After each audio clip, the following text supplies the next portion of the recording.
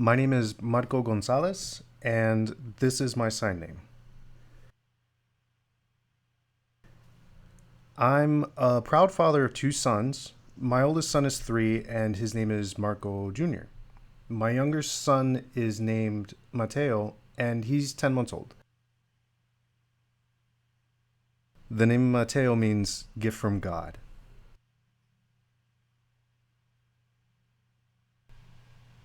Every morning, I work out at the gym with my boys. We play basketball, go cycling. I really just love to get out and be active. I know I gotta go to work and pay the bills, but I'd rather much play ball with my homies, to be honest.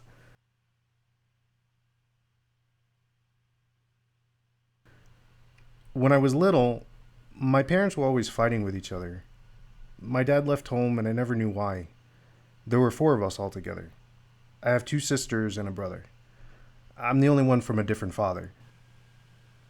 So, when my father left, we all moved to Florida and I had no idea why because no one ever told me. But my mother had severe depression and the depression really affected me. Even though she was depressed, I knew deep down inside she cared for us. My mom ended up killing herself one night when I was alone with her.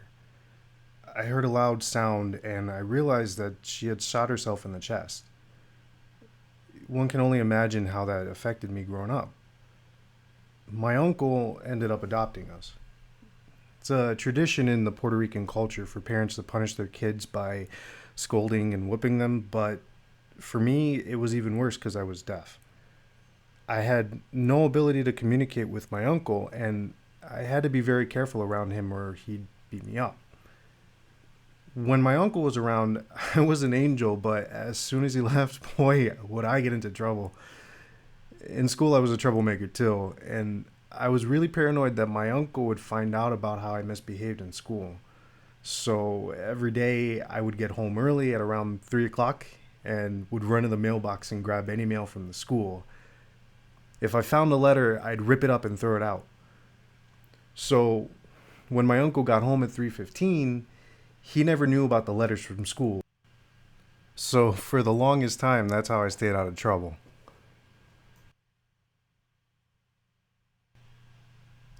The first school that I went to was Clark School for the Deaf in Northampton, Massachusetts. Then I moved home to Florida and attended Florida State School for the Deaf and Blind, and the communication there was very confusing. It was a mix of signing and speaking and everything in between. Just gibberish, really. After that, I moved to Worcester, Massachusetts, and I was forced into public schools that didn't fit my needs as a deaf student. I stayed there until I was about 15. Up to that point, my sister thought that I was doing really well in school. She'd always check up on me to see if I'd finished my homework, and then she'd ask me what I learned that day. But I had a trick up my sleeve. I'd read the newspaper every day before I went to school so that I'd be ready for her questions when I got home. When she asked me what I learned, I would recite what I had read in the newspaper that morning. So my sister thought that I was brilliant and was learning a lot in school, which I wasn't. I think it was at an IEP meeting where my sister got really upset because she never realized that I was actually reading on a second grade level. So that's when she took action and placed me at the American School for the Deaf in West Hartford, where everyone was using American Sign Language. It was so easy to communicate, but my sign gibberish didn't make any sense to my new deaf friends. But I was able to pick up ASL and become fluent really quickly. It was a great experience.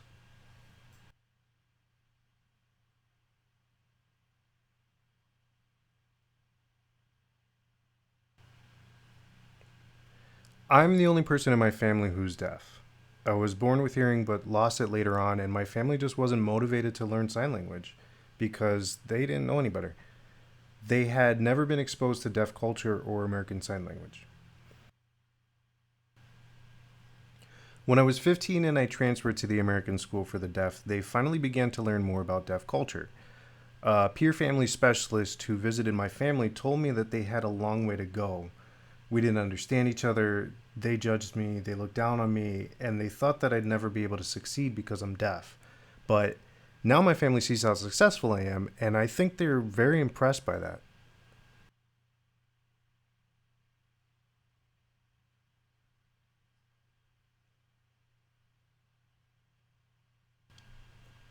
How did I realize that my life was out of control? I was actually oblivious to it.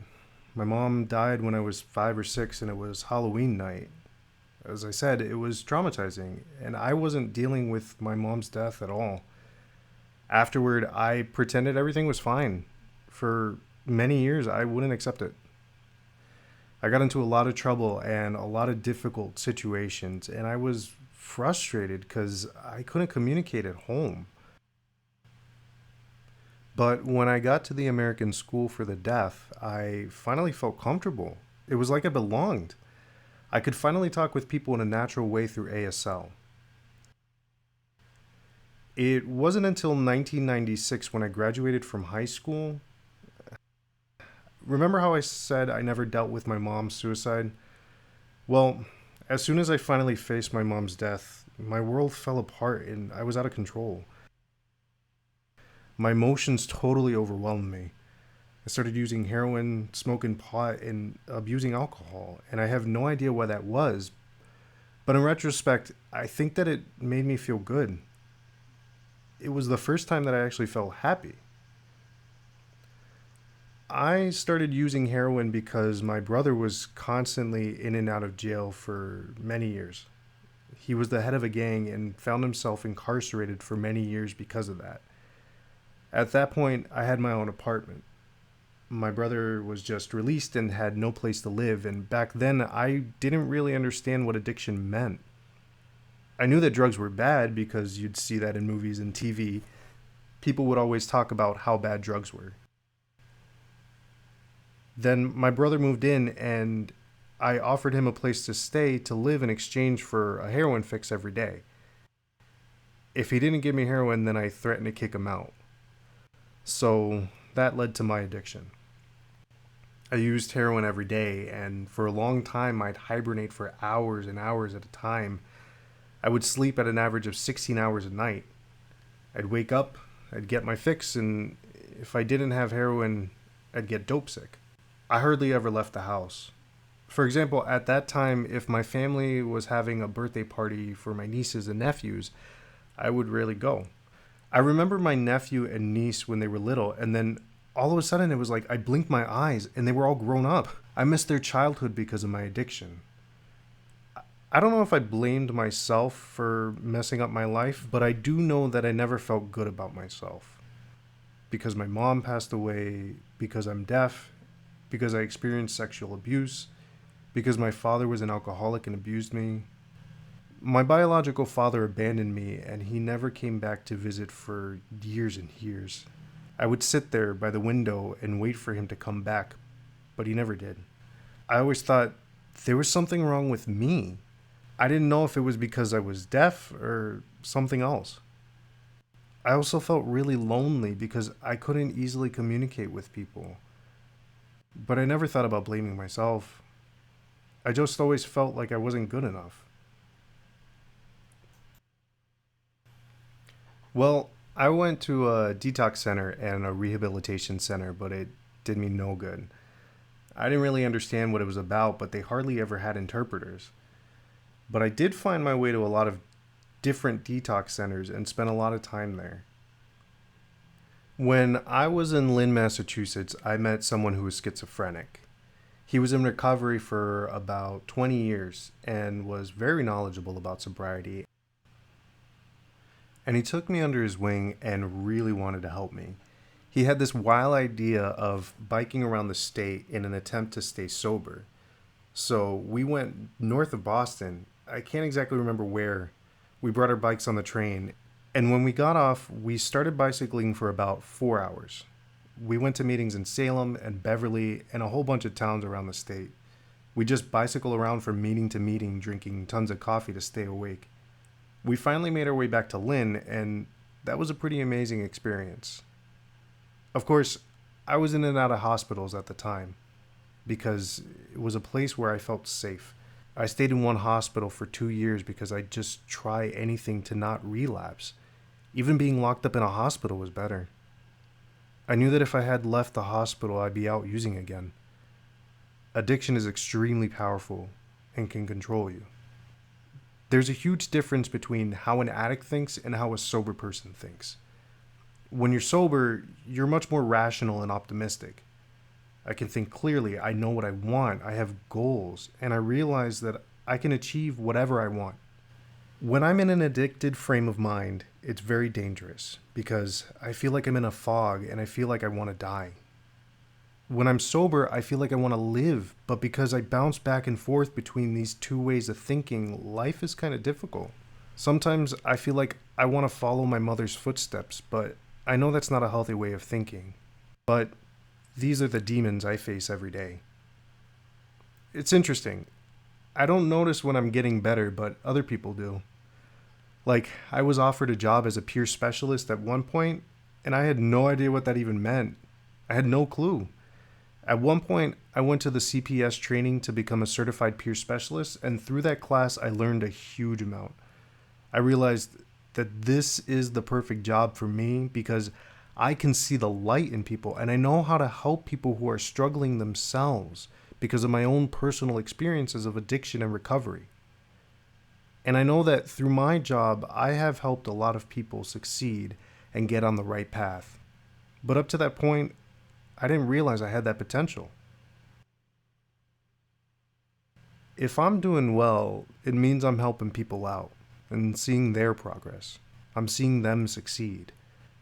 But my biggest challenge, which is an everyday challenge, is people from the community throwing my history back in my face.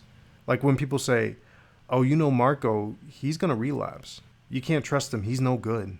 That's the biggest challenge.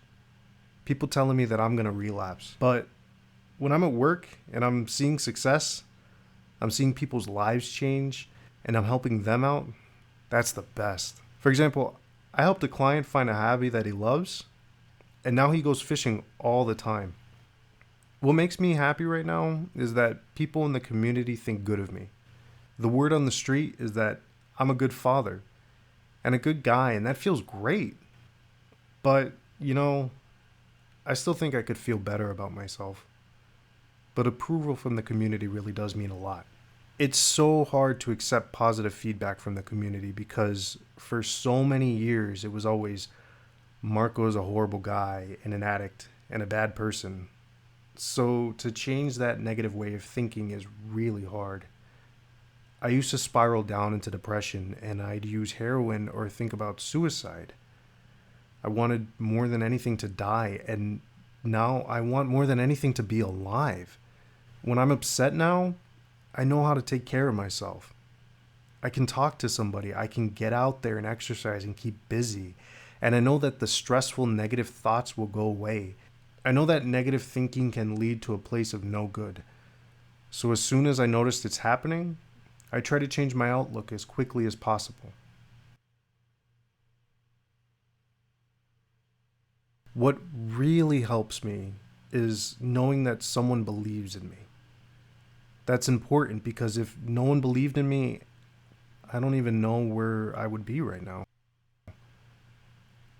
Being a peer specialist has helped me immensely. The reason for that is because in the deaf community, there's a lot of severe trauma.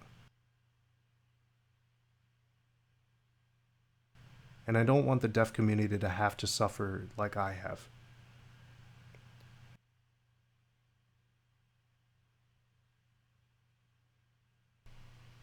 The deaf community needs to come together and help each other out. Kind of like the civil rights movement of the 1960s. Martin Luther King was the leader who called the black community together, and the result was getting equal rights. So if the deaf community comes together and we support each other and work together, we could all lift each other up in the same way.